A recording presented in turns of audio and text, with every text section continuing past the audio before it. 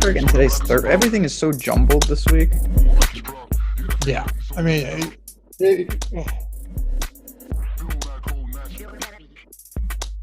We're gonna find out.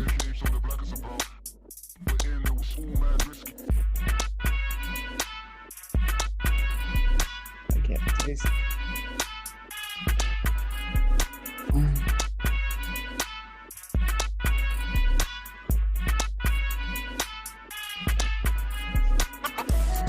wow. Yeah, what's going on, everybody? Welcome to the Stokastic.com NFL strategy show. First look, push it back a day. We only got 2 games, 4 teams, NFL championship round. Ooh, we're almost there. It's bittersweet. I mean, yeah, it's cool to get to the Super Bowl. It's cool to get this far. And then everyone's like, yeah, I had enough of football, especially when you're doing content. You guys, I've had enough. But then it's like April and you just want football back. At least I do. But anyway, we got 2 games to talk about, 2 good games, 2 should-be competitive spots. Clear elephant in the room with Patrick Mahomes. We're going to get to that straight out of the gate. But first off, say hello to Ben Rasa at JazzRaz DFS. What's good, brother? What's going on? So yeah, couple things. One, way to tell the people that you don't watch the XFL. Sure, that's coming up. I actually did watch it. I was betting it a ton, but COVID destroyed it. Which one is which? The XFL is the one with like the Roughnecks. That doesn't help you. And the Guardians. The one of them played all their games in Alabama. Yeah, that was the USFL or the other one. There was another one. There was another one. Yeah, there was another one that they just like canceled mid-season and left the players at the hotel rooms. The one with I don't remember that one. The one where Trent Richardson. The AAFL maybe? Or like, yeah, I do kind of remember that. Remember? Either way, there will be football after football, but yeah, the Birmingham Iron. Okay. Yeah. The American football. All-time leading touchdown scorer, Trent Richardson. Now, okay, that's the USFL was dog shit, and here's why. You can't play all of your games in one location and expect to get anybody interested in it. Like there was a Philly team, right? The Stars, and I thought, all right, this is kind of neat. Like off-season football, this is kind of cool.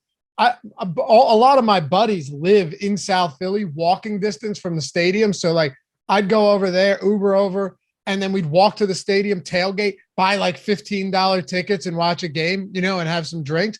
That sounds like fun. You could get into that a little bit. People do that with a lot of sports around here that are less popular than the Sixers or the Eagles or the Phillies or even the Flyers.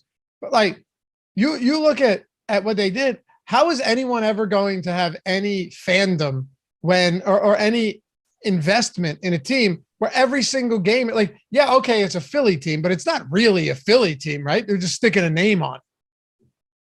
I mean, yeah, if you were a real fan, you'd just get down to Birmingham and support the team. But I get. But how could you create real fans? Is what I'm saying. Oof. Yeah, I bleed for my city, even though I hate all the New York teams. But yeah, regardless, we got 2 fantastic. Hold on. Oh, fine. Hold on. The XFL was not that bad of a product. Like I actually kind of enjoyed the XFL. I thought one is new. I'm very confused in this conversation. I thought one hasn't been launched yet. The XFL, don't you have to remember that. I remember it like 10, with He Hate Me. That was like a decade ago though. Came back right before COVID. Yeah, I don't remember that. That's how Eitan and I met. You know how I met Eitan? So he had tweeted like, anybody want to do a show with me today? I guess somewhat tongue in cheek, like just, how Eitan tweets. Oh, I do. My buddy, who was my neighbor, real good friend of mine, just like tagged me as a joke. And Eitan goes, all right, let's do it. And an hour later, I'm on the radio with him talking XFL. That's how I met it and had no idea. Like I knew who he was, of course, because he was on one of the big sports channels around here, radio stations around here. But and then we started doing stuff together. And then he came over here. But yeah, a little XFL action. How about that, man? I didn't know that. Yeah. It all Yeah. connects. Maybe we'll get to some XFL talk, but I was saying to you before the show, it truly feels like all four teams have an equal chance to win this thing. I mean, just an incredible series of games and a fascinating slate at that. You have a rookie quarterback who started 7 career games as the last pick in the draft. Interestingly, 5 quarterbacks have made it to the conference. 5 rookie quarterbacks have made it to the conference championships in NFL history. He is one of those 5. The other 4 are a combined 0-4 in those games. So that's interesting. And then you've got Patrick Mahomes, high ankle sprain. What about his mobility? Like this guy, I saw, I referenced him in my video yesterday. Someone from CBS had wrote an article on like, how does it affect him? Over the past 5 years in the postseason, he's thrown, I think, 18 touchdowns out of the pocket. No one else has more than 4. That's Josh Allen. Now, granted, Mahomes has played more games than anyone in the postseason since then, 12. Brady's at 11, but that guy's not throwing outside of the pocket. If he isn't mobile, if you can flush him, chase him down, force bad throws out of the pocket with that ankle, yes, he can operate from the pocket. Like he's still probably the best pocket passer in the league as well. But those electrifying plays that he makes outside of the pocket. I feel like you and I talk about one of them every week when we recap the week before, where you go, yeah, that just completely deflated the opposing defense. They did everything right, and he still dropped the dime off his right leg with his bad hand or with his off hand for a 50-yard touchdown. That might not be there this week. It might not, but I'm relying on the line, and the line is starting to indicate. At one point, the line was telling me there's a chance that he doesn't even play. Oh, he's going to play. Oh, no. He's going to play. But there was a point where since he was pushing almost, if it crossed 3, yeah, I would have said, okay, there's a serious problem. Is it at 1 now? Is it still at 1? The Chiefs are favorite now. Oh, really? By 1 point. Okay. So that's telling me that he's more often than not, I'm sure he's not 100%. Who knows how advanced, but I'm expecting a pretty damn good version of him, considering where that swung. Justin said Mahomes is first in every category from inside the pocket, but I get what you're saying. Yeah, look, all I'm saying is you're still taking away an element of his game that makes him the greatest quarterback that we've seen in a while. That's all I'm saying. Like, I don't think there's any denying that his mobility is going to be an issue. I really don't. Maybe you disagree with that, but this is generally speaking a 4 to 6 week injury, high ankle sprain. He did not throw a single pass outside of the pocket after the injury last week. I'm not saying it won't be a factor, but I do think, again, I'm going to just defer to the line. Well, let me ask you this before we dive into the quarterbacks and say there was no injury. Say Mahomes played that whole game and they won at the same score that they did against Jacksonville. What do you think this line is? 3.5?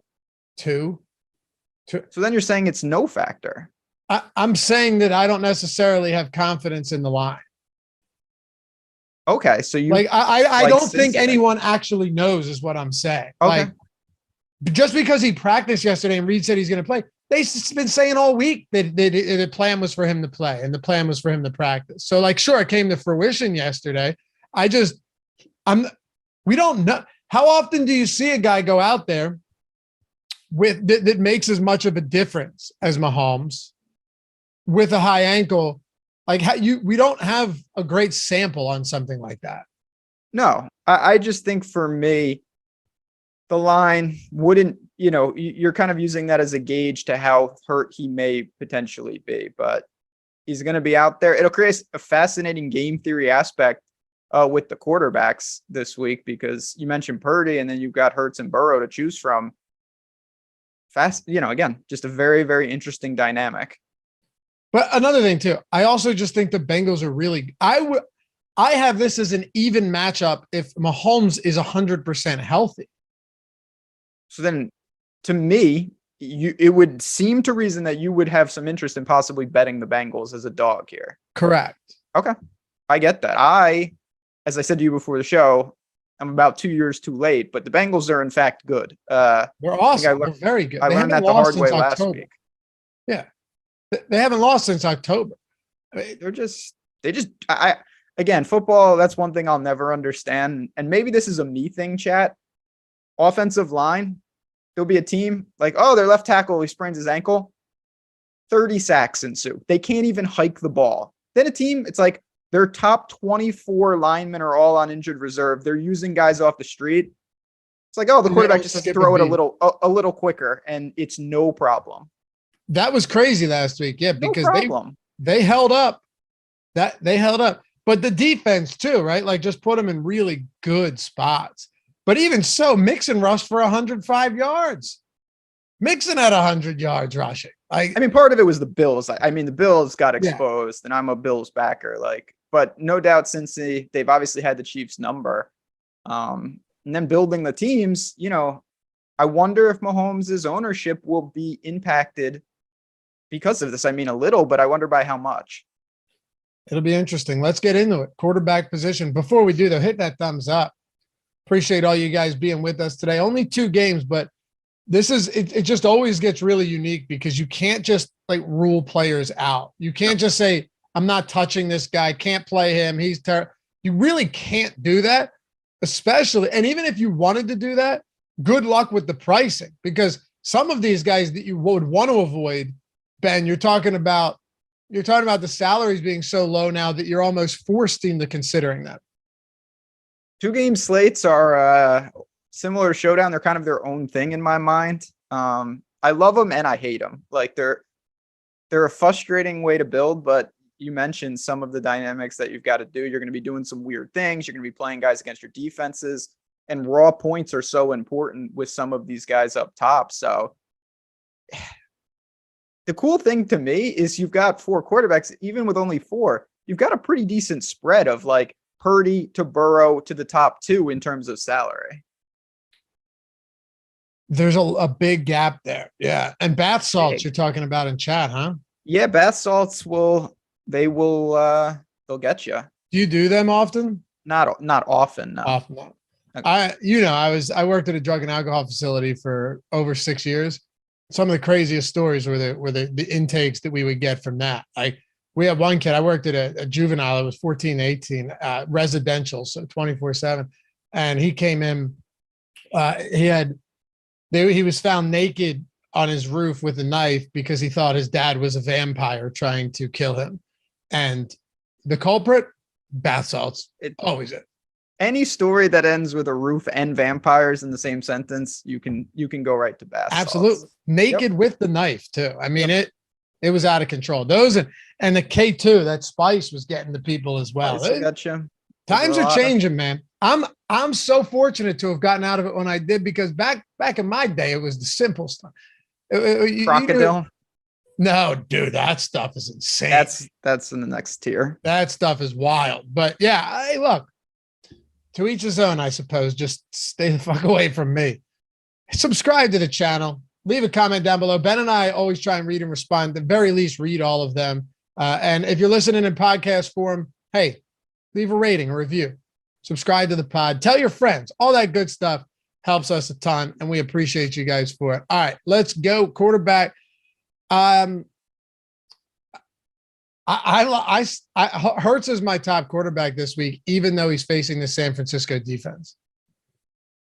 I would agree. So I'll say this. Let me start here. Agree or disagree? I think Burrow is going to be the most popular quarterback. I thought the same thing at that point, and I very much like Joe Burrow. Do not get me wrong. I think it's a great spot for Burrow.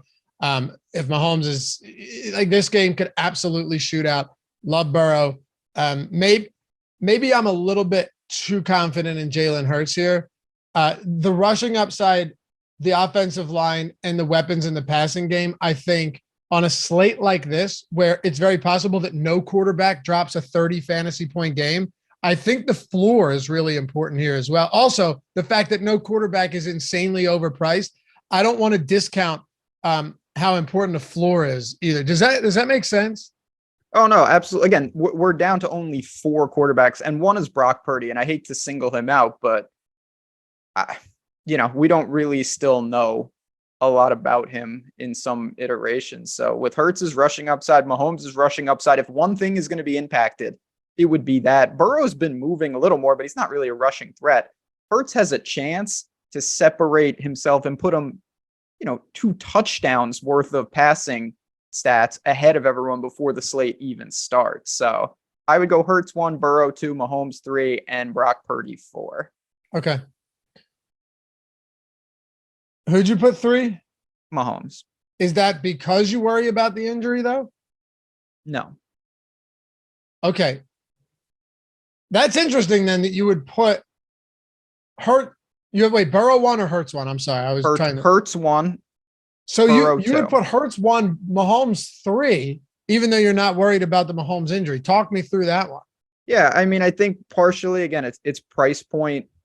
When I get up there, I want Jalen Hurts. I have Jalen Hurts ahead of Mahomes. And then Burrow's is, to me, a different build. I know it's not a drastic amount of dollars, but you are talking about $800. Obviously, more concentrated in terms of both of them now with lack of rushing upside are really going to be leaning on their stacks. The Kansas City stack is very difficult to build. Obviously, we've talked about that. Cincinnati stack is much easier to build. Burrow is going to be very popular. To me, Hurts 1, Burrow 2, Mahomes 3, very close. And then there's a cliff. I have no interest, even on a 2-game slate, in Brock Purdy. Yeah, this is a really interesting game because if San Fran doesn't get the run game functioning early, they're likely going to be in a lot of trouble against that Philadelphia pass rush. Brock Purdy can get the ball out early. By the way, Christian McCaffrey should be very busy as a pass catcher this week. I already bet over 4.5 receptions at plus money. But I mean, you're talking about a really weird game where there's certain let me put it to you this way, Ben. Like there's certain teams that can kind of function no matter what the game flow is. Like, they can play with the lead, go run heavy. They can play in a shootout. They can even play from behind if they need to. I think the San Francisco 49ers are one of those teams with Brock Purdy. It's possible. And of course, we don't know if they're going to play from behind. Maybe they never do, right? 2.5 point spread. They have a great defense. If they do, I think that's where someone like Purdy could get into a lot of trouble. It's just, I mean, he's got an unbelievable cast. He's answered the call.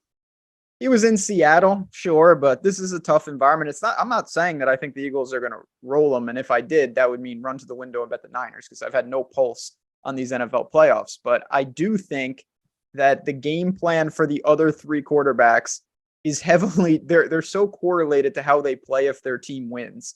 And with Brock Purdy, take his game against Dallas that they would take, I think, once again, which was 19 completions for 214 yards, no touchdowns, no picks, no fumbles. That is kind of what they want.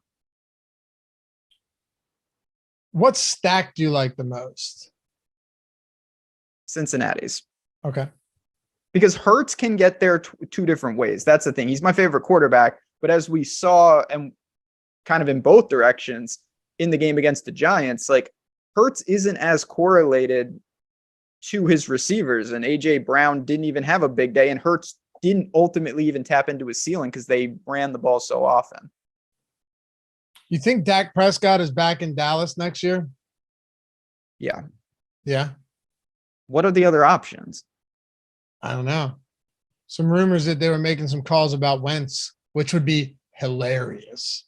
That can't be serious. That would be the funniest thing ever. That's not true. That would be the greatest thing ever if that happened. I mean, when will these people learn? When is enough enough? I would love for that to happen. So would I. How about that last play call, by the way? Shout out to that. Where he just got destroyed the moment the ball hit his hands. Well, yeah, when they had Zeke snapping it, don't bury the lead. Like Zeke at center, smart. I'm thinking, was the last play the one where I forget who caught it? Was it? It might have been Lamb. Just got eviscerated. But it was Zeke snapped it. Talk about eviscerated. He was just immediately trucked, and then they threw it, and that was it. Okay. I might be thinking of the play prior to that. Before that, Dalton Schultz had an easy catch, and he just didn't drag his foot, which was... Oh, that one was bad. Yeah, that one was real bad. Real bad. He just decided, like, I got this, and didn't have it at all. But we'll say, I mean, with Dak, it's... Ooh. I don't think they want him. I think Jerry penned that tweet the other day where like his own, where they were just shit talking him from the official Dallas Cowboys handle. No regard for just, yeah. Again, it wasn't like they were going to score. The play didn't matter, but just, it's like, all right, this is our last out. Let's pull out, the annexation of Puerto Rico, and you try that. That's what you, like, what a stupid annexation play. of Puerto Rico. just such a typical Cowboys play. All I know is this much. Dak is not very good, and people are getting pretty upset with him in Dallas. Wildly inconsistent, but I can tell you this much too. Jerry Jones will still force 17 carries per game to Ezekiel Elliott next year. He's confirmed not fast. Talking running backs. Oh, and by the way, guys, it's Thursday. This is the last week, if you wanted to do this, the last week where it's worthwhile. 5 free days of all of our NFL content. It works a lot better now, Ben, on a Thursday, because you get Thursday, Friday, Saturday, and Sunday. You can prep all of your lineups. You can get familiar with the lineup generator. Someone just won $50K off that lineup generator the other day, off the NBA one. So and just for me, and this is just probably personal preference, I love the lineup generator on these smaller type things, like where you can really, start to see all the different types of lineups. And like I said, 2 games is a love-hate relationship, but I love these type of tools for these short slates. So no better time to try it out as we wind down here. And you're going to soon be able to just buy to do a subscription to the lineup generator in itself. Yep. So if you wanted to do that, but look, you're talking ownership, player projections, the top stack tool, the boom bust tool, which is massive. Like that's what all these guys who are winning a ton of money, whether they're with Stokastic or they're subs, that's the tool that everyone leans heavily upon. But you got the lineup builder. If you're, single entry, 3 max hand building, the lineup generator to help you as well. All of that stuff entirely free for the first 5 days. So check it out. And like I said, you're getting to prep everything leading up to Sunday. Links in the description, and it's in chat as well. All right, running back. Christian McCaffrey, Joe Mixon, I liked Joe Mixon last week too. It was one of those spots where, hey, I had a slightly different read. I think that I thought the Bengals were getting a lot of disrespect heading into that game. And I didn't expect Mixon to drop 100 rushing yards, but I did think they were getting slightly disrespected there. But still, Christian McCaffrey, even against this Eagles, like they're going to have to get him involved, especially against the ferocious pass rush with Philadelphia, one way or another. And I know he's dealing with a minor injury. He said he's fine, so I'll take him at his word. It's so hard not to absolutely love McCaffrey this week. I like him more this week than I did last week. Again, you got a finite amount of players, and the raw point potential when you're going to get 6, 8, 10 targets is huge. I actually like that he's got a Q tag. I'm hoping that some people are just going to say, oh, he's limited. Like, let me go to the other guys. I guess the problem is, though, how many running backs are even realistically in play here? You don't have exactly a ton to choose from. So McCaffrey is going to be extremely popular, but on a 2-game slate, I'm more apt to just say I'm going to just basically lock him and deal with the rest. And if he has a bad game, then I'll lose. Yeah, we didn't have a ton to choose from, though, when we did last week's show on Sunday, right? That was the same 2-game slate. And I talked about that exact thing where he could have an ineffective game and still be useful. And it kind of came to fruition. He didn't particularly play well. He had 35 yards rushing and 6 catches for 22 yards. He did score a little over 2x, but that 17.7 is extremely valuable on a 2-game slate. Yeah. Who was better than him other than Mixon? After the first game, I blacked out. Checked out? Yeah. Why? It was rough. What was was the Bills Sunday as well? Oh yeah. Yeah. I was like not nutted up, but I had like multiple outs across the 4-game slate. And it was the only thing that couldn't happen, which was not going to happen, would be the Bills for some reason at home scoring like, say, 10 points. Yeah. It was, and you thought eventually, like I really did think eventually the Bills, second half, they figure something out, right? Like you got to figure something out. At least at least make it respectable. I actually took a nap midway through that game, woke up at the start of the fourth, and was shocked to see that. Like, sometimes if you're napping and you have the TV going on, stuff's going on around you, you're like kind of in and out of it at the same time, and you think things are happening, but they might not be. Like, I woke up and what? I don't nap, but I know what you're talking about. I don't either. It's the first nap. I was hungover. It was a hangover nap. Yeah, that counts. It does. Like, that's different. Sometimes you have to. I don't nap during the day because I wake up far more tired if I actually nap.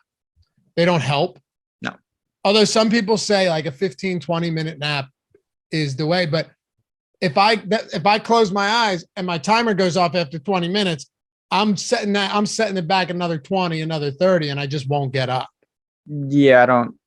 Naps are a Ponzi scheme for sure. They are. That's confirmed. Yeah. They actually make me more tired. Either way, this was much needed. Woke up thinking it was going to be like 24-21. Nope. 10 points. Brutal.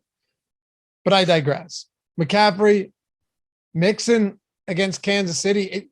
You have to like Mixon in this game. Regardless of what we've seen throughout the year, he's been kind of underwhelming. No, he's been pretty underwhelming. Outside of that one massive game against Carolina and a couple other decent performances, he has not been that great. Now, I will say the snap count between him and Samaje Perine last week was very close. Perine had 5 targets, 7 carries, still touched the ball 12 times, or saw 12 looks. We'll get to that. But once you get below Mixon, you're getting into the McKinnon and Sanders and Pacheco and Mitchell type territory, and that's where it's going to get ugly. Very, very difficult. And yeah, I mean, the thing about Mixon, it's pretty clear his snap count doesn't really correlate to much of anything. Like him and Perine, they split the snaps, but Mixon gets more than enough volume when he's out there. Like when he's out there, they're using him. So I think it's more of a question of what you want to do with Perine. McKinnon was, and shout out to our man Osimo. He was really under on McKinnon on that slate, and he busted completely. He didn't even have a target, which was outrageous. Pacheco ran hard, but he was only on the field for 35% of snaps. McKinnon was on for 65%. I know, but he toast. I kind of found it crazy. Like McKinnon, he got 11 carries. That's more than his last 3 games combined, but no targets. And I would take 1 target for every 3 carries for a guy like that. Like, give me the targets. Of course, the carries for McKinnon. If he was seeing 11 carries a game in this offense and 0 targets, he would be one of the cheapest running backs on the slate. Correct. Yeah, it's tough. He was out there a lot. I still think he's viable. Because we've seen games where he's not targeted, and then other games where he's targeted a ton. It's just a matter of catching lightning in a bottle is what it is. I don't think there's any real predictability here. Like you can look at matchups. This team against running backs, but it doesn't mean much because the Jacksonville Jaguars against running backs, Ben, the most targets allowed to running backs this season, the second most receiving yards, only 3 lower than the Raiders, and the second most receptions allowed to opposing running backs this season. So you look at it and you go, that's a great spot for Jerick McKinnon against the Jacksonville Jaguars. And it never materialized. I will say the Kansas City Chiefs have allowed, and I want to go to the other side of this one. If we're talking Perine and Joe Mixon, who has been involved in the passing game, the Kansas City Chiefs have allowed the most receptions to running backs. They've allowed the fourth most yards to the position and the second most targets. They've also allowed 4 touchdowns through the air to opposing running backs. Does that mean much? After what we see in some of these weeks, maybe not. But I do think the pass catching upside in this Cincinnati backfield at least gives us something to talk about here. Yeah, both backfields. I'll just say this. I could make a case for either Chiefs back, and I think you can do that in perpetuity. Pacheco ran hard. He was real close to having a big game. His best game of the year came against the Bengals. I don't think that matters much at all, but I did want to say it. And McKinnon can bounce back at any time. And on the other side, this is a game, even though it's a short slate, you have four running back options in this game. Like you can play Perine, and you got to hope that you're going to get those 5 dump offs. Obviously, if he somehow scores or something, that's a big bonus. Certainly can play Mixon. So I have a feeling this is going to be a pretty damn popular spot. I'm not sure I'm going to combine the running backs. I know that's always a question. I don't think like McKinnon and Pacheco together make a lot of sense. Do you think there's any way that you're getting to lineups with two running backs from the same team this week? So I think it could come into play. Again, it's not my favorite build, particularly with the Chiefs. I think that's not the best idea. Mixon and Pirine, maybe. I don't see myself doing it with Sanders and anyone. And Mitchell, the problem with McCaffrey is he's so like you're allocating 13,000 if you do it with those two. So I guess if I did it, it would be with the Bengals. Okay. I don't know if it would be crazy to do with the Chiefs though, just because maybe you get one of those games where Isaiah Pacheco has 14 carries and punches one in and McKinnon does it through the air. That's not out of the realm of possibility. It's not out of the realm. It's just, it's a little tricky. Just with the kind of the build with, I guess you could do it if you don't like Mahomes and maybe you stack up like I'm just thinking out loud here. What a wild build this would be. You go Burrow, elite pass catcher, and say like Hurst, run it back with both Kansas City backs. Yeah. I think you're getting pretty different there too on a 2-game slate. That's just, I mean, again, it's a 2-game slate. You have to do weird shit. Also, Edwards-Helaire might be in the mix. That makes this even more difficult. I doubt he plays. I don't think he will, but if he is active, even if he siphons off a couple carries, like him and Tony, True. Those guys matter with stuff like this. Yeah, no doubt. And we'll see. He was designated to return, hasn't been activated yet. Maybe he is. They don't need him. What do they need him for?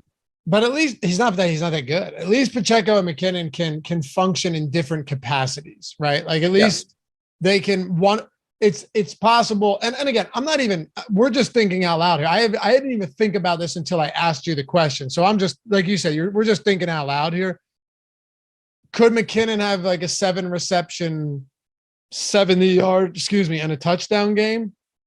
And Pacheco has a 14 carry game with 80 yards and a touchdown and it gets you there? Yeah. It's just, there's so many pass catchers for Kansas City. And we're learning that every day. Yeah. Look at how many players were targeted last week for Kansas City. Okay. And that's without McCall Hardman. Like McCall Hardman might play. If McCall Hardman plays, now you're introducing another player into the mix and just creating more of a mess than we already had last week. So what week would that have been? I want to pull this up. All right. I got it. All right. So last week there were 1, 2, 3, 4, 5, 6, 7, 8. So 9 players saw targets from the Chiefs. You're talking Kelsey had 17. Okay. 17, which is just out of control. Tony had 7, a lot around the line of scrimmage. Juju had 2. Noah Gray had 2. Watson had 1. MVS had 2. Pacheco had 1. Blake Bell had 2. Sky Moore had 1. And that was a game that McKinnon didn't even have 1. Like realistically, you could have been looking at double-digit players getting a target or more in this Chiefs offense. That's why it's so difficult. Again, on a 2-game slate, it becomes more palatable because you can live with 3 targets on a random guy, because if he scores and the position is a complete mess, that could be useful. It's a really weird build. But yeah, Kansas City, I think, is always the most interesting team because they're the least concentrated offense. I don't mind Elijah Mitchell here. No. At all. I don't anticipate him getting any work in the passing game, but he still does get some goal line looks, right? Like he still could see 10, 11 carries. He's inexpensive. I think Pirine is fine. Honestly, the one guy down there that I like the least, and he's coming off the biggest game, is Kenny Gainwell. Like that game, it was a wrap. At no point was it even remotely competitive against the New York Giants. We saw that Sanders was getting a lot of work. He was efficient. Gainwell was better. Don't get me wrong. Gainwell had a huge game himself, but I would rather take the $300 in savings and go to P. Ryan over Kenny Gainwell, or I would rather pay 100 extra for Elijah Mitchell over Kenny Gainwell. Yeah, I totally agree. Of all the games that we just saw in the divisional round, I think to me, it's pretty clear that the Eagles game is the least indicative of what would happen in a normal competitive game. Like they were just getting out of there pretty early with Hurts, with the backs. I don't think it's overly indicative of what we saw. Whereas we saw what the Niners would do in a tight game. We saw what the Chiefs are going to do, and we saw what the Bengals would do. Not that it means it's going to be a repeat. But unless you think the Eagles just roll them, I don't see why those guys would get the same workload.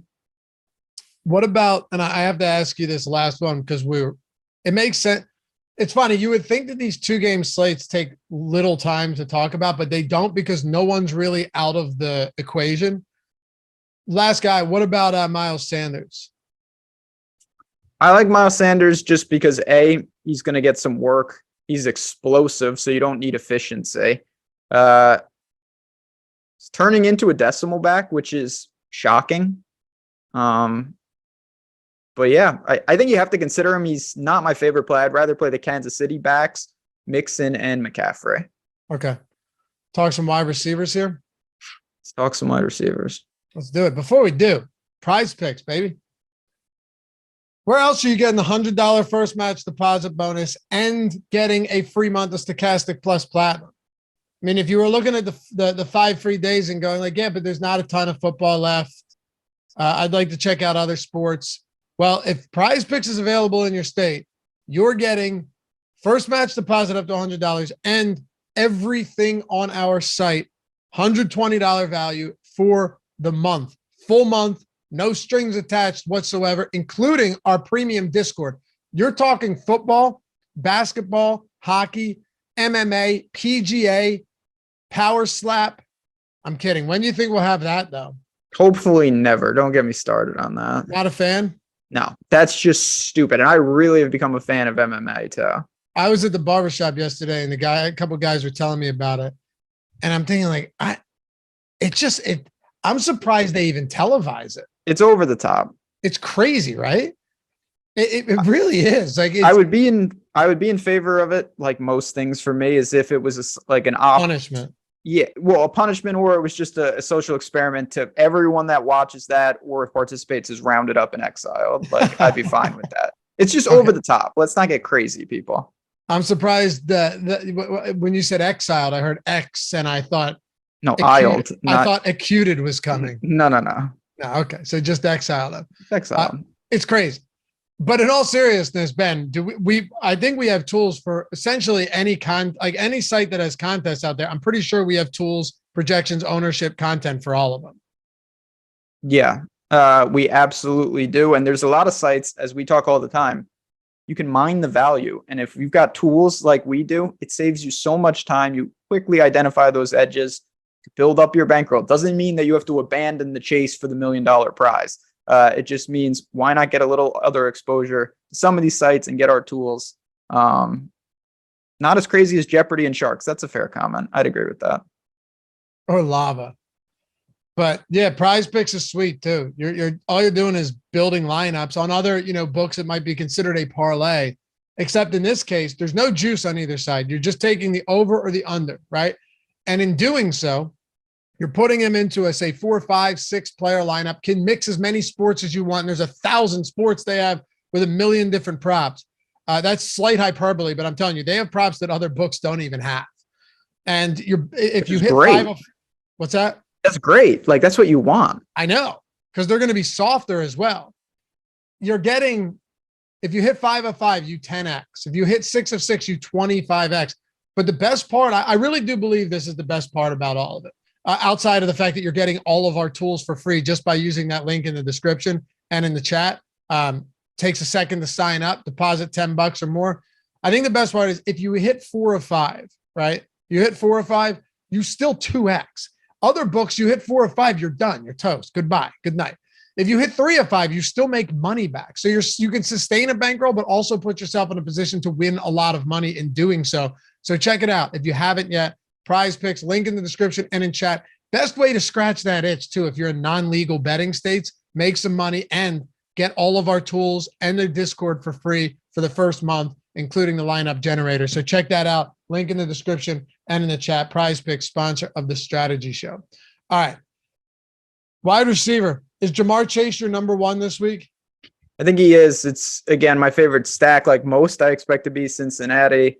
The guy, as we all knew, again, he's just, Burrow looks to him early and often. With the amount of weapons they have, it doesn't seem like teams can just take him away. Raw points should get you there. You got options, but it's not as condensed as the last couple of weeks. I think Jamar Chase is someone I really can and should make room for. I love Jamar this week. I know Higgins hasn't been great, but he's inexpensive as well. Like that, the Cincinnati stack just, I think it's going to be, let me pull up our top stacks. I can't imagine. And I know it's a 2-game slate. I'll preface it with that, but I can't imagine that even on a 2-game slate, this stack isn't wildly popular because Hayden Hurst is $3,000 at tight end. It's gotta be. And don't get me wrong. We have it with a 100 rating in our top stack tool, the highest rated stack. Also, unsurprisingly, Ben, we have it as the top value stack as well. Yep. It has to be. You look at even Tyler Boyd, he hasn't performed much, but he's 3,800 on a good offense. Higgins is 5,400. Hurst is 3,000. And I think one way you want to get different, you throw one of these running backs into the mix with Joe Burrow. Even if it's Samaje Perine, you want to play him with a Chase or a Higgins or something on the Burrow stack. We've seen big games through the air for Cincinnati pass catchers more than just a couple times this season. Oh, absolutely. That is, again, that's why they check out like this. Million different options. There's a couple other things that I think are pretty interesting because, again, it's a 2-game slate that you could do. The prudent thing, of course, is going to be you're going to pair Burrow with them, but you also can, and I'm going to probably try to do this, I'm definitely going to make some Cincinnati stacks, and then this sounds crazy, and then sub out my quarterback for Jalen Hurts and just hope that he runs for like 130 yards and a touchdown, and then he just boxes out Burrow, but the Cincinnati stack gets there. That's something on a 2-game slate I think is very interesting if you're trying to be different. Yeah, I like that a lot as well. There's a million. It's funny because even though it's a 2-game slate, there's a lot of different variations here. There really are. Now, you want to talk about the Eagles stack. You have A.J. Brown, you have Devonta Smith, but then you also have Dallas Goedert, and you have a rushing quarterback as well. Who knows? Maybe Quez Watkins gets a long shot here, a deep ball. It's honestly one of these things where Quez probably doesn't see a target, but if he does, it might be 50 yards downfield. I remember last year, week 2 against the 49ers, he had the longest reception in the league over the course of the entire season. 92 yards, I think it was, and he didn't score. Yeah, I remember that play. Yeah. And him and MVS to me. What? Same guy. Him and MVS, like it only takes legitimately one target, but they also probably get 0. Yeah, and MVS, it's funny with MVS though, because he really just hasn't that deep ball connection with Mahomes that I really thought would be there. Of course, he's never going to serve as like a true proxy for Tyreek Hill or a replacement. But didn't you think, after seeing what he could do when healthy in Green Bay, that he would be used more downfield than he has been?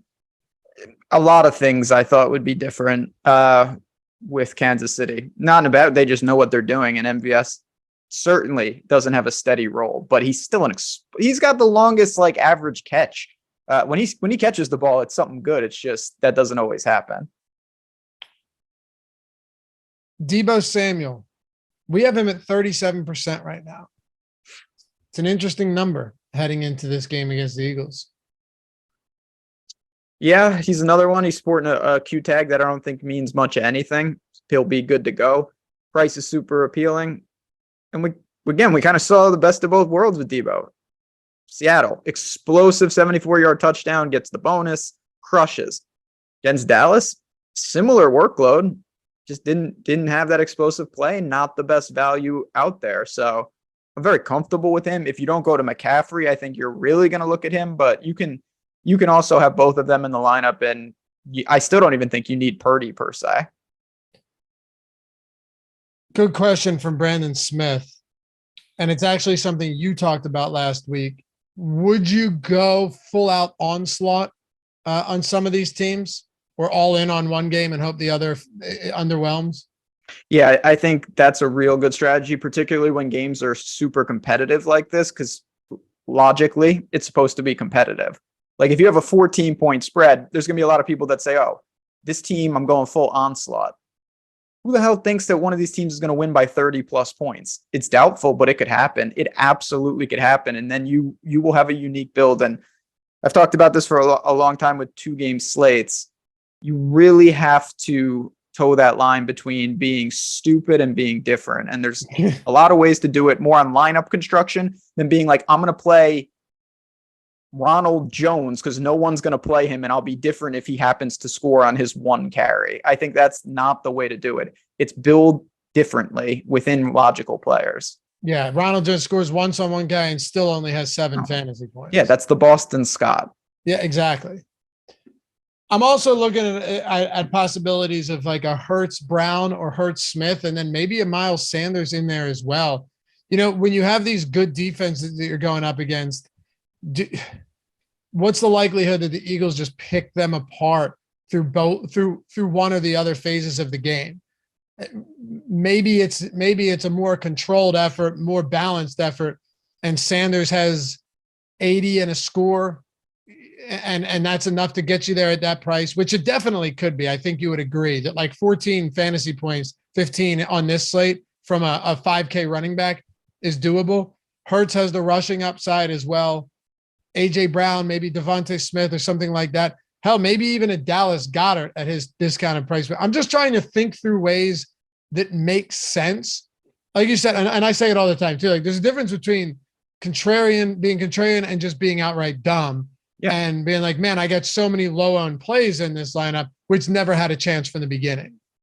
I would rather build with uncorrelated plays like Hurts and Sanders together, and he's really not getting any plays that where they both benefit, and say that's okay because maybe the Eagles score 6 touchdowns and Hurts has a couple through the air, Hurts has one on the ground, Sanders has a couple. Boom. Now that's a college football mentality because teams hang 60 points sometimes. Like now all of them get there, even though they're uncorrelated plays. So you want to do that. I also think this is actually a good slate for a lot of people to go back to some of our tools with lineup generator. Like I'm a hand builder. I build by hand. I think 2-game slates are actually more advantageous for some of those like 3 max and 5 max stuff because you really can get in the nitty gritty and design your lineups. Yeah, for sure.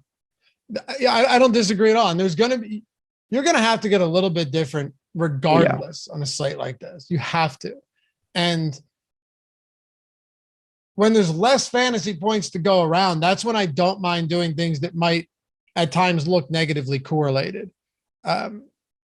Because the floor is going to be, honestly, dude, it's possible that nobody on the entire slate has a 30 fantasy point performance.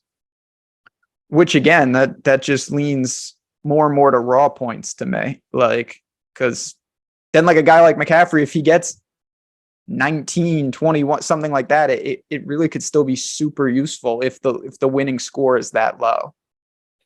Then how would you go about this Kansas City offense in the passing game? Like, I think we already agreed. You want to throw some Boyd into these lineups. Doesn't have to be, it's necessarily a stack with Burrow, but it's still a condensed offense. Like it's still Jamar Chase number 1, but then we at least know if Boyd has a big game or Hurst has a big game, it wouldn't shock you. Of course, Higgins or like a Pirine or a Mixon getting into the end zone not shocking. With Kansas City, especially if Hardman plays, I'm not sure he will, but you are literally talking about 10 potential guys that could find the end zone. And then okay, sure. The natural argument to that would be, yeah, but there's still a handful of guys that get the majority of work. No, there aren't. Like outside of Travis Kelce, last week it was Kadarius Toney that had 7 targets, but Smith-Schuster had 2. MVS had 2. McKinnon wasn't targeted. Go back a few weeks before that, it could have been an 8-target Juju game, a 10-target McKinnon game.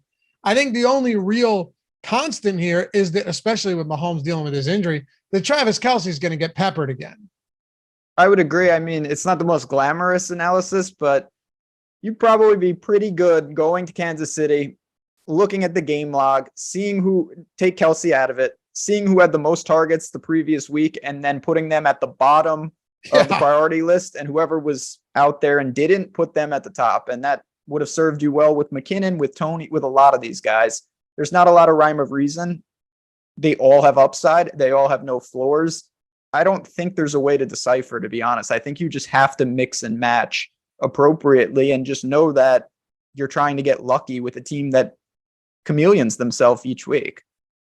I'll go back to Juju at this price. No problem. Yeah. I'll go to Tony at this price. 3,700. No problem. The guy I like the least is MVS. I mean, MVS it's so frustrating because I always end up getting to him because I'm so enamored with, I love when I know a guy's not going to have a huge target share.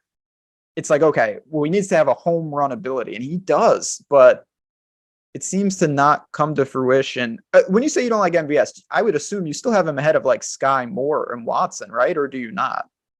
Yes. Yeah, okay. Yeah. But I'm talking about, okay, so of like the real serious guys that are out there. Yeah, I'd put McKinnon ahead of him. I know the price points are different, but like even coming off a 0 target game, I still like McKinnon more at their respective prices.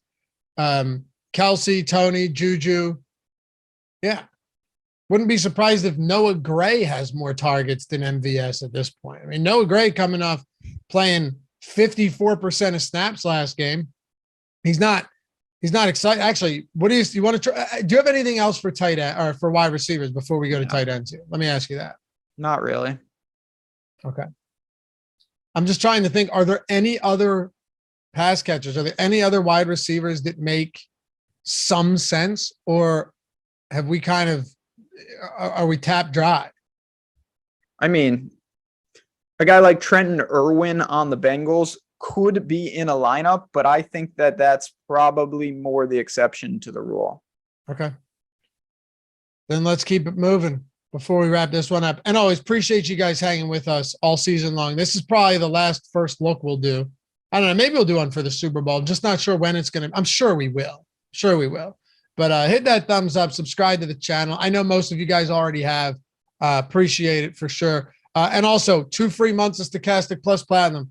The cool thing about this is if Prize Picks from earlier isn't available to you, BetMGM probably is, because Prize Picks doesn't operate in most legal betting states. So, and BetMGM clearly doesn't operate in non-legal betting states. If you have legitimately 2 minutes of time to sign up, clicking that link in the description and in chat, and $10, you're turning that into, well, up to $1,000, we can't say that. Up to $1,000 first bet. And you know how the terminology gets you, right? It's a web of, it's like Mad Libs over here. What can we say? People don't know how tough this is to do sometimes. Everything constantly in flux. First bet insurance up to $1,000, meaning anything you lose on your first bet, whether it's 10, 50, 100, or 1,000, all of it comes back to you in bonus bets. But you're getting 2 free months of Stokastic Plus Platinum regardless. If your bet wins or loses, doesn't matter. After it settles, boom, $240 value, every sport, 2 full months, all of our Discord, everything that we have on the site, all of our tools. And if you want to get the Fantasy Cruncher add-on, you can do that as well. The idea here is we want you guys to win. We want you guys to check the tools out. This is like, hey, you have ample time to figure it out, to see if you like these tools. And if you do, the hope is that you stick around. Probably been rocking the Stokastic avatar, trying to get yourself up there in the Hall of Fame, inducted, get the free month that way, maybe playing smaller stakes. Well, now you're getting tools that, are generally $120 a month for platinum. You're getting tools that you can use if you want in the quarter arcade, in the dollar entries, whatever it is, high stakes, low stakes, doesn't matter. You're getting them essentially for free. $10 is what it is. And anything that loses on your first bet all comes back to you in bonus bets. That's just icing on the cake. So take advantage of it. Get your foot in the door. Check it out. And if you love it, stick around. Hopefully you'll win. We think you will. That's why we do this. Otherwise, it wouldn't be an option at all. We'd just be like, hey, sign up. And then, yeah. But no, in this case, we want you to win. We trust that you will win with these tools and you'll hang around. So links in the description. Takes 2 minutes of your time, $10. Put it on any bet. After that first bet settles, You're in the door, 2 months. All right. Oh, and of course, must be 21 years or older to gamble. If you or anyone you know has a gambling problem, please just do it. Call 1-800-GAMBLER. Just do it. Only if you have a problem. All right. Tight ends, Ben. Travis Kelce, clear top option here. Not even up for debate, but I like me some Dallas Goedert. I think 4,100 is too cheap on a guy like that too. Yeah, tight end, for a 2-game slate, it's pretty strong. I think there's 4.5 reasonable plays, like in different price points. You got a guy at flat 3, 41, 52, and 78.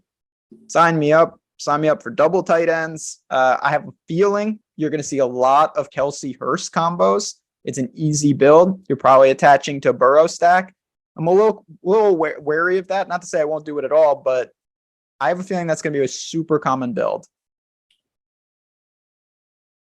Are there any ways to get uncommon with something similar? I think uncommon would be go Kittle and Kelce. Who's going to do that? Probably not a lot of people at all. Yeah, that's what I'm saying. That's interesting. This is what I'm talking about. I hate to just be that guy, but like, to me, why not do something crazy like that rather than play some tight end that no one's heard of to be different? Like, I'd rather be different with 2 premier players that are just like really tough sells on the salary side than personnel wise.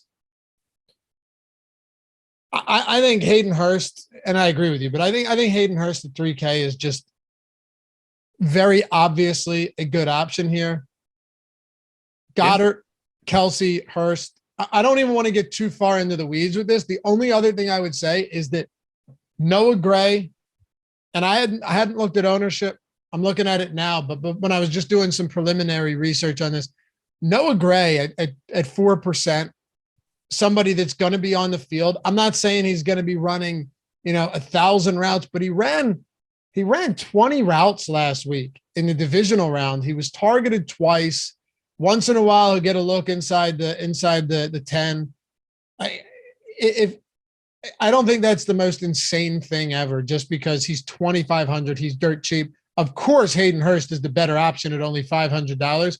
But just for anybody that's looking, that needs that additional money, and says like, I can't get up there. I love this lineup. I have 2,500 left. He is at least going to be on the field quite a bit. 20 routes with Patrick Mahomes as your quarterback in what could be a high scoring game at minimum salary. You could do worse than that on a 2-game slate. Yeah. Again, he was kind of I said 4.5. He was the half. He's attached to a great offense. He gets some work. It is always super tilting because you see the guy, you're like, all right, oh, what's that? No, it's got an 8 on it, and you think it's Kelce, and then it's just, oh yeah, it's the other tight end they use. So it's kind of in that realm, but only takes a little. And if for some reason he outscores Hayden Hurst, wow, will you box out a lot of teams on a simple 1v1? I don't think it's that hard, right? It's a lot harder to say that you think Ronald Jones outscores, I don't know, any of what? Anybody. Yeah. But I'm saying like any of those, anybody. Right. But in this case, could Hayden Hurst have like a 3 for 30 game and Noah Gray has a 2 for 25 and a touchdown? Yeah. Yeah. It's not the likely scenario, but he's also 4% owned right now. That's what I'm saying. You're getting a huge discount. There's no other tight ends that are even worth mentioning, like that are even going to see a potential target. Nobody else. That's it. Yeah. Usually to close this show, Ben, we do defense under 3K. Doesn't really work this way. So I was just going to scrap it from the entire thing, but I wanted to throw this out there. Bengals are 2,300. What happens if Mahomes is actually like legit hobbled in this spot and starts making some mistakes and they start bringing those zone blitzes like we know they like to do in Cincinnati? They try and flush them out of the pocket. They force a fumble or some interceptions. $2,300 Bengals or like the $2,800 Eagles. Of course, they're not unpopular in a spot like this. Maybe Brock Purdy turns into the guy that wasn't expected to be a starting NFL quarterback. Really have no problem whatever direction you want to take this week. Neither do I. If I in a perfect world, I think the Eagles are the best defense. They're playing the worst quarterback. They get immense pressure on the quarterback. They're at home. I think everyone, for the most part, would agree with that. So you're not really doing anything there. I'm fine with any defense. I'm fine with playing my own defense against my quarterback. Yeah. Oh, yeah. What do I care? Live a little. We know a fella who has done quite well with that. And it's been like stacking teams against his defense. Yeah, on full slates, which is frowned upon, but yeah, whatever works. Remember his name? Of course, Laz. Yeah, yeah. We got good. I will say, yeah, we got some. This is going to be fun. I want to ask you, not about any wild animals. Don't worry. I want to ask you, how do you, I was with you the last time the Eagles were in this situation and it went well. Do you feel nervous about this game, or do you think they're going to win? Do you think Laz was like morbidly obese when he made that name? Now he's just fit. I don't know. Right. Like it was motivation. Maybe. I don't like that Philly is so confident about this game. Everyone I talk to is like, dude, easy game. What are you talking about? Maybe it will be, but are we just assuming that the 49ers defense isn't legitimately elite? Like, I'll put it to you this way. I would lay the 2.5 on the Eagles before I took the points with San Francisco. If that, puts things into context. Like, why are we just expecting San Francisco to roll over? This is by far the toughest test that the Eagles offense has had all year, right? Like there's no team that's come close to this from a defensive standpoint that they faced all season. Yeah, no argument from me. I mean, like I said, I thought Dallas played pretty well. They did. Their defense played well too. Yeah, the Niners are just really good. Well, but again, the Niners defense, they're gonna. Yeah. Yeah, I don't know. That was fun though. Ben and I were out in Southern California. We were for that game. Matter of fact, you hit a $50K win on that game, and the Eagles, and the Eagles won. Correct me if I'm wrong, and I believe I asked you this recently. That was back when the showdown slate had a defensive, where you had to play a defensive player, and you played the guy that had the pick 6 against the Vikings. I believe it was. I want to say it's Patrick Watkins. Yeah, no, Patrick Robinson. Yeah, well, win some, you lose some. You were close. Yeah, that was fun. That was a lot of fun. That game went pretty damn good for you guys. Patrick Watkins is a sailor, apparently. If the Niners are able to run the ball early, I think it could be a long day for Philly. If we have, and our run defenses look better, if the Eagles run defense holds up, and then Shanahan, they're forced to drop back more than Shanahan wants, I think that's when the Niners could get into real trouble. If that happens. Yeah. We're going to find out. Yeah, man. We certainly are. Jalen Hurts over 9.5 rushing attempts, by the way, solid prop to consider in this one. Again, that's a perfect indication of what did we see last week.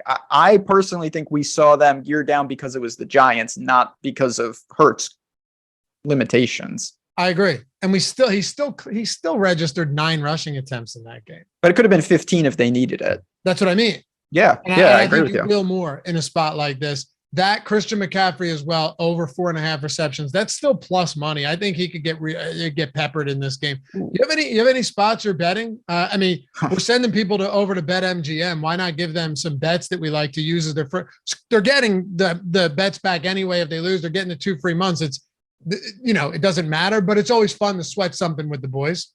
No doubt about it. We did have a question, a hot take for our first TD in this Eagles game. That's an interesting question. I mean, maybe AJ Brown rushing. Hurts rushing. You could see that around the goal line. I don't mind that.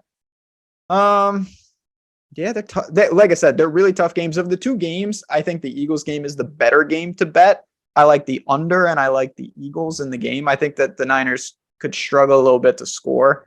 But I'd also be lying. These are big time games. This is come bet college basketball with me over at Odd Shopper, where there's gigantic edges. Absolutely. And if you see what I'm doing here, like I'm taking over on a receptions and on a rushing attempts, not on the yards. I have some concerns. Like this could be an ugly game, but one of those games where you like Hurts has to run, McCaffrey has to get targeted. So I'll play it that way. Anyway, appreciate you guys hanging out. We'll be back tomorrow. Matchups breakdown for both of these games. Then we'll send it into the weekend. Then reconvene on Sunday. It'll be Ben Rasa, Alex Baker, and myself. Follow Ben at JazzRez DFS, me at Laffy_D. Remember, links to the 5 free days, to Prize Picks, to BetMGM. Pick your poison, my friends. All those in the description and in chat. We'll catch you back here for the next one. Peace.